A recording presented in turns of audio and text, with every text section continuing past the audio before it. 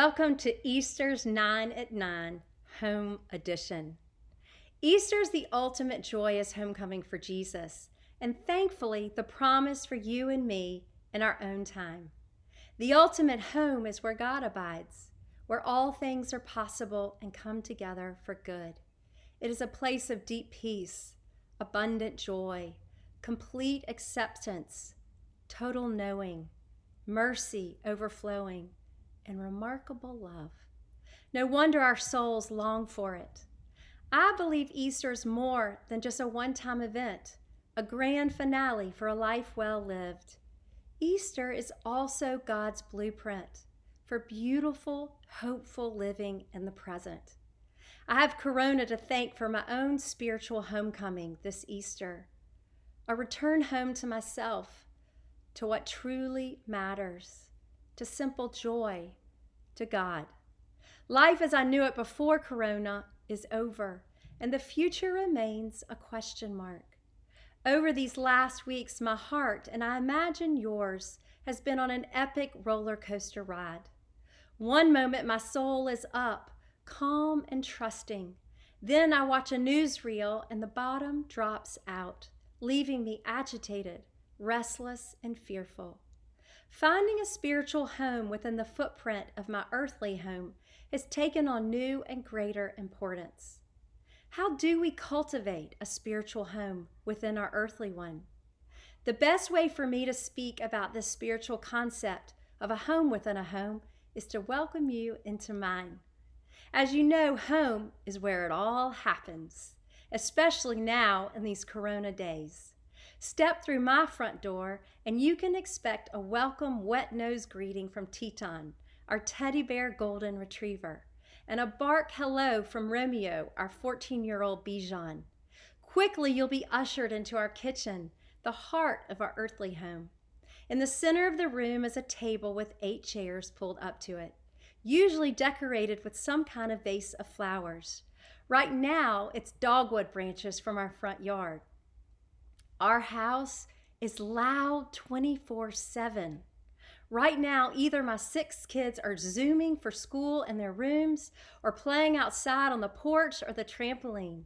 Let's be honest, you may hear some siblings sparring too. It's a lot, 8 people under one roof. The TV may or may not be on, the news, and you can count on Alexa for the music, Billie Eilish if the teenagers are downstairs, Indigo Girls or classical piano if I'm at the stovetop. Our earthly home is vibrant, busy, and the stage for doing life. To visit my spiritual home is something altogether different. You have to close your eyes, silence the racing thoughts, and set aside the to-do list. In contrast to my earthly home, my spiritual home is blissfully quiet, and it's only for me. Sometimes I experience it as a chapel with candles glowing from the altar. Other times it's a beautiful room wallpapered in scriptures I've committed to memory, like Psalm 139 and Jeremiah 29:11. Sometimes I come to rest and refresh in what I imagine as a bucolic garden. My spiritual home is the place where I can just be and connect with that which is greater than myself, the one who gives me that peace that I cannot find anywhere else, especially right now.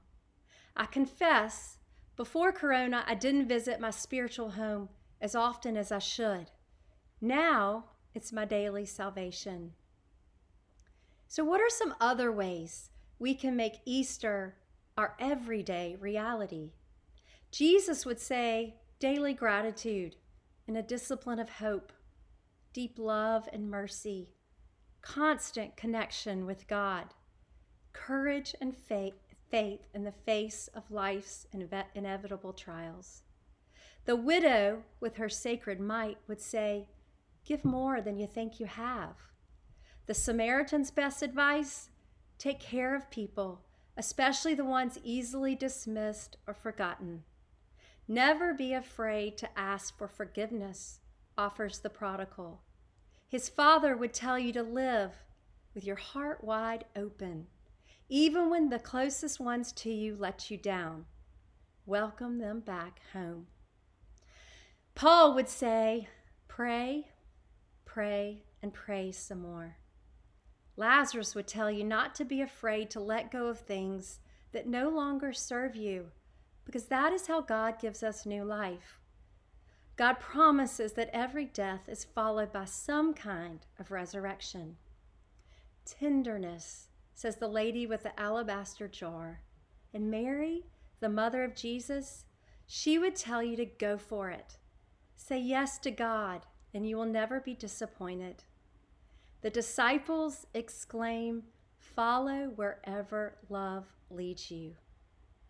This Easter, God is welcoming us home, again, to a life that is deep and sacred, sometimes transcendent and saturated with joy.